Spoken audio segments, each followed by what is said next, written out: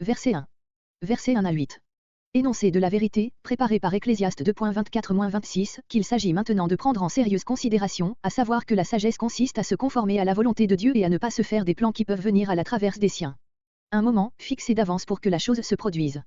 Un temps, une durée, également déterminée par Dieu. La pensée de ce verset va être illustrée, versets 2 à 8, par deux fois cette antithèse, qui n'ont point pour but, comme on l'a cru souvent, de dépeindre ce qu'il y a d'imprévu dans les destinées humaines, mais bien de proclamer l'indiscutable souveraineté de la volonté divine, aux directions de laquelle l'homme doit conformer son œuvre. Voilà la seule vraie sagesse, qui est celle de Dieu même. Il n'appartient pas à l'homme de se tracer à lui-même un plan de conduite permanent. Sa tâche est d'entrer à chaque moment dans la voie que Dieu lui indique par sa providence, par exemple, pleurer quand il plaît à Dieu de l'affliger, s'égayer quand Dieu daigne le réjouir, etc.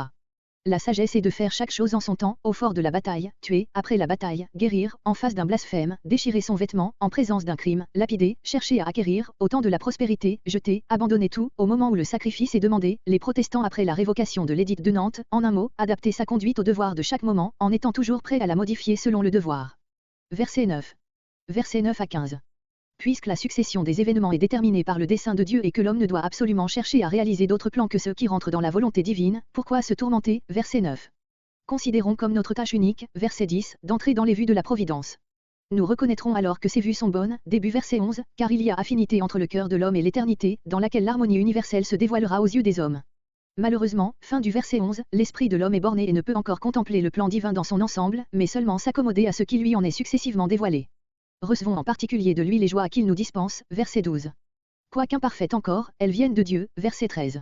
D'ailleurs il n'est pas en notre pouvoir de rien changer aux voies de Dieu. Craignons-le. C'est la vraie prudence, verset 14. Soumettons-nous et ne présumons pas pouvoir changer ce qui est immuable, verset 15. Telle est, nous semble-t-il, la marche de la pensée dans ces versets. Quel profit? Cette question rappelle Ecclésiaste 1.3. Seulement, ici, l'accent est sur les mots, celui qui agit. Pourquoi l'homme se donne-t-il tant de mal, puisque, d'après versets 1 à 8, tout obéit à une volonté supérieure à la sienne. Ce blâme jeté en passant à qui agit, c'est-à-dire prétend par son activité obtenir quelque avantage réel, fait penser à Romains 4.4-5. Verset 10. Ici commence la réponse à la question du verset 9. J'ai vu, j'ai examiné quelle doit être, et, comme conclusion, verset 12, j'ai reconnu. La tâche. Voir Ecclésiaste 1.13, note. Verset 11.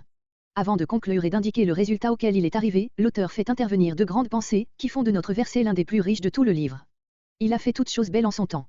Parce que tout arrive au moment voulu de Dieu, tout rentre harmonieusement dans le grand ensemble des vues divines, et, dans ce cadre, tout acquiert une réelle valeur, une véritable beauté, Psaume 104.24, Romains 8.28.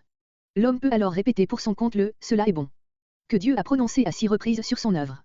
Il a même mis l'éternité dans le cœur de l'homme. Dieu a doué l'homme du sens de l'éternel. Nous avons le sentiment que ce que nous savons est peu de choses à côté de ce qui existe. Quelque chose nous dit que nous n'avons sous les yeux qu'un épisode du drame immense qui s'appelle l'histoire, qu'au-delà de notre étroite sphère, il se passe des choses que les langues d'ici-bas ne sauraient exprimer. Il n'est pas nécessaire d'expliquer à un petit enfant qui est Dieu, ce qu'est le ciel. Voilà pourquoi, si nous recevons du général en chef des ordres dont nous ne comprenons pas l'opportunité et qui même nous paraissent dangereux, nous pouvons et devons cependant nous soumettre et les exécuter, sachant par la foi que nous concourons par là à la victoire générale et définitive du bien sur le mal, Psaume 139.24. Sans que cependant personne puisse comprendre du commencement à la fin l'œuvre que Dieu a faite. Pour une raison ou pour une autre, ensuite du péché ou simplement de la nature bornée de l'homme, nul ici-bas n'est pleinement initié à la pensée, Ésaïe 55.8, du Maître, qui seul domine absolument la position. Verset 12. Réponse au verset 9. Si l'Ecclésiaste traitait, comme le livre de Job, du problème de la souffrance du juste, il parlerait ici de l'acceptation de la douleur et des revers. Son sujet étant au contraire le bonheur, il conclut des versets entre 10 et 11 que, en fait de joie, il faut savoir attendre, cueillir celle qui se présente, et, d'autre part, ne pas se montrer trop difficile, car la vie est courte, pendant sa vie. Verset 13. Et si même ce bonheur est bien mélangé, au milieu de tout son labeur, ne l'en acceptons pas moins comme venant de Dieu. Verset 14. Pour toujours. Ces mots ne contredisent pas ce qui a été dit, que chaque chose a son moment et sa durée, ils signifient que ce que Dieu fait, il le fait tel qu'il l'a résolu irrévocablement. L'œuvre divine est fixée à jamais. L'homme voudrait la modifier, qu'il ne le pourrait pas. Et si même il le pouvait, il ne ferait que de la gâter. Qu'il craigne donc. Respect et confiance. Verset 15. Même pensée que Ecclésiaste 1.15, mais dans un tout autre contexte. Là il s'agissait de prouver qu'il n'y a rien de nouveau sous le soleil. Ici il est question de l'immutabilité de l'œuvre divine. Si elle est pour toujours, verset 14, elle est aussi dès longtemps. Éternité avant, éternité après le point imperceptible où nous nous mouvons. Dieu ramènera ce qui est passé. De siècle en siècle le bonheur n'est qu'imparfait ici-bas et éphémère. Ne nous flattons pas de l'espoir d'une durable amélioration.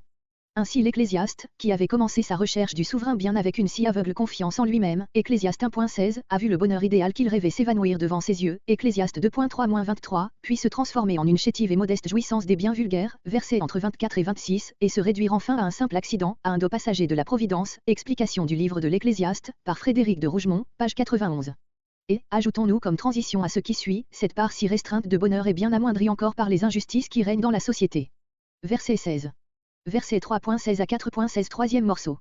Dieu a fait toutes choses belles en son temps et nous ne devons pas nous permettre de douter de la sagesse qui a présidé à l'élaboration du plan divin. Il n'en est pas moins vrai qu'il y a dans le monde des éléments fâcheux que Dieu laisse subsister et avec lesquels il faut compter. Il y a dans la société des désordres qui se font sentir d'une manière bien douloureuse. Ainsi.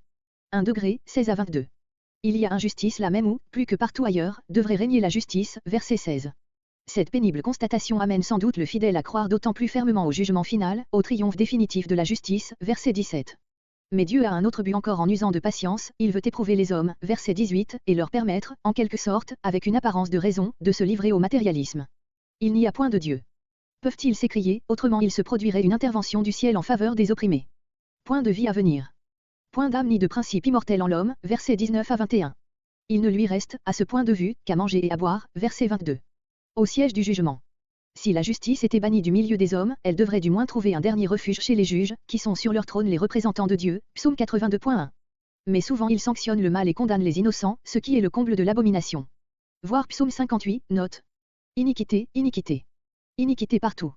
Verset 17. Alors, littéralement, là, devant le tribunal de dernière instance. Au verset 16 l'original porte, j'ai aussi considéré sous le soleil qu'au siège du jugement, là, iniquité et au siège de la justice, là, iniquité. À tous ces juges iniques le verset 17 oppose celui qui est là-haut. Verset 18. La pensée du triomphe définitif de la justice est réconfortante. Mais d'ici là, que d'injustices qui ont libre cours. Dieu a un but en laissant ainsi pour un temps triompher le mal, il veut éprouver les fils des hommes en ouvrant à côté de la porte au matérialisme. Et qu'ils voient qu'en eux-mêmes ils sont comme la bête. Ceci est le raisonnement de l'homme qui succombe dans l'épreuve, à la vue de l'injustice régnante, se jette dans le matérialisme le plus grossier, faisant l'homme égal à la brute. Verset 19. Le sort de la bête est non plus seulement de l'insensé, comme Ecclésiaste 2.14. Verset 21. Y a-t-il une différence entre ces deux souffleuses, tellement que l'un périsse et que l'autre demeure? Verset 22. À ce point de vue, il faut dire, mangeons et buvons, car demain nous mourrons.